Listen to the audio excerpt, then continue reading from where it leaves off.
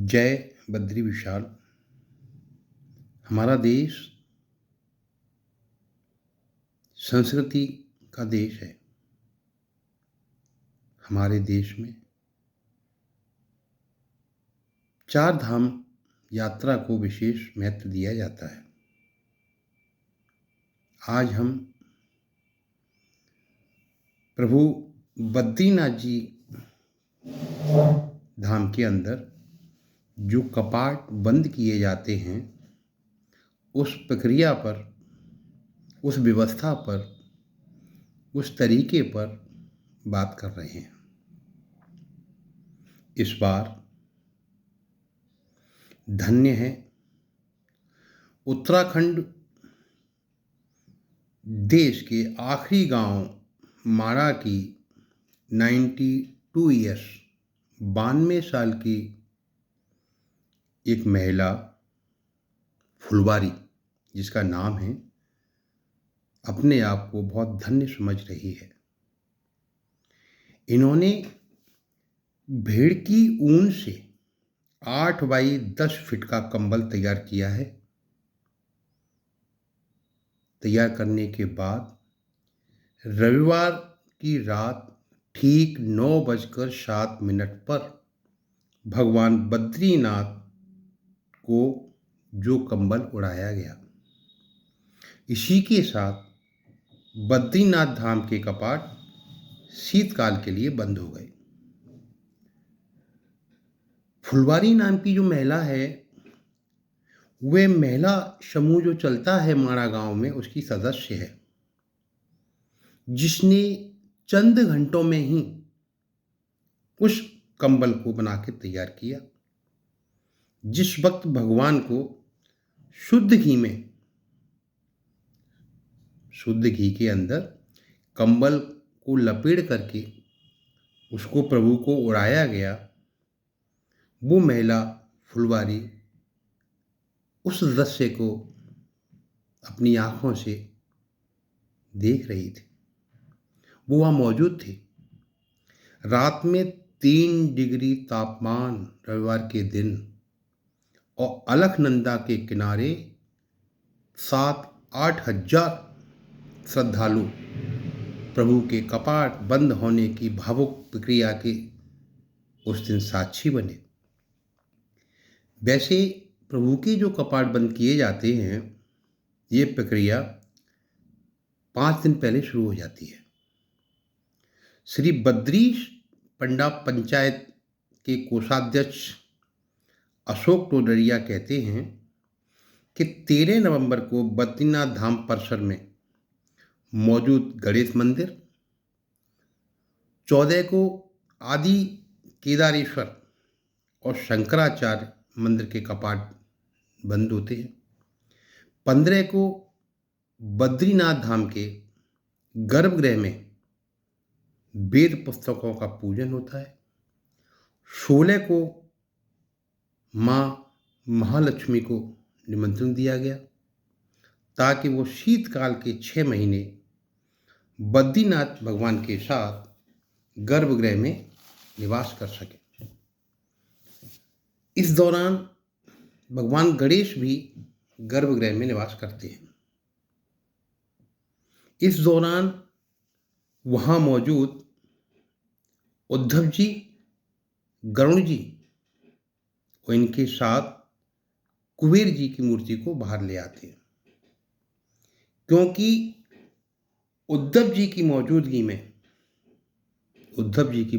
में माँ लक्ष्मी गर्भगृह में नहीं जाती हैं।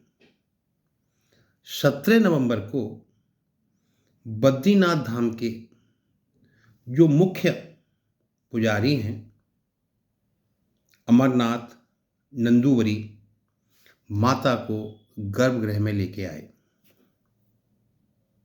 ये प्रक्रिया बहुत ही रोचक और दर्शनीय लगती है, क्योंकि रावल जो हैं वहाँ के पुजारी ब्रह्म मुहूर्त में पंच स्नान करने के बाद, सुबह के समय जो ब्रह्म मुहूर्त होता है, उस समय पंच स्नान करने के पश्चात नारी के वेश में, सखी के वेश में माता लक्ष्मी के मंदिर जाते हैं। उन्हें गर्भगृह में लाने की प्रक्रिया रात को 7:45 तक पूरी हुई।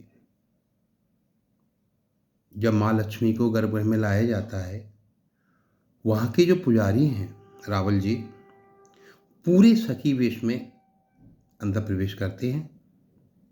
साड़ी पहनते हैं, श्रृंगार करते हैं, नथ पहनते हैं, हार पहनते हैं। फिर रात को 8:10 पर बद्रीनाथ जी की शयन आरती हुई और गर्भगृह में अखंड ज्योति प्रज्वलित की गई कि जब तक प्रभु के कपाट बंद रहेंगे तब तक ज्योति सतत रूप से प्रज्वलित होती रहे। इसके बाद पुजारी जी रावल जी स्वयं उल्टे पैर यानी प्रभु की तरफ मुंह करते हुए और गर्भगृह से बाहर निकले। उनका ये सोचना है कि वो बद्रीनाथ जी को अपनी पीठ दिखा करके गर्भगृह से बाहर आना नहीं चाहते थे। कपाट बंद होने के बाद वो अपने गांव लौट गए। देश भर में अब वो पुजारी घूम घूम कर भ्रमण कर करके देश देश में अलग अलग गाँव में, अलग अलग शहरों में धर्म यात्राएं करेंगे। ये इन पुजारियों के नियम कानून हैं, जिसका पालन करते हुए अपने जीवन को आगे चलाते हैं। हर साल कपाट बंद होने के बाद पुजारी उद्धव जी की, जो गर्भगृह में नहीं रहते हैं, उद्धव जी की प्रतीकात्मक एक डोली बना करके पांडुकेश्वर एक स्थान है, वहां पर उसको विराजमान कर देते हैं।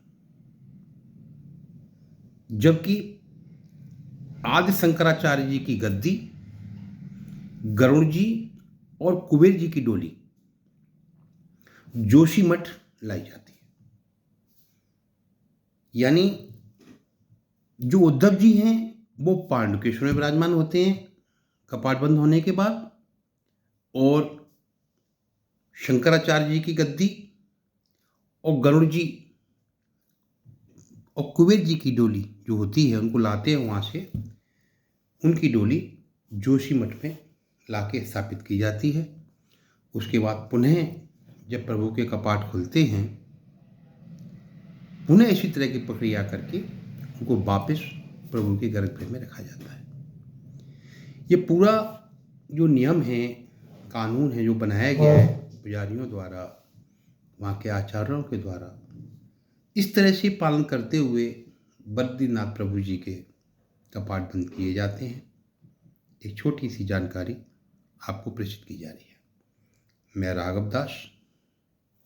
जय श्री राधे, जय श्रीमन नारायण, जय बद्री विशाल, जय बद्री विशाल, जय बद्री विशाल।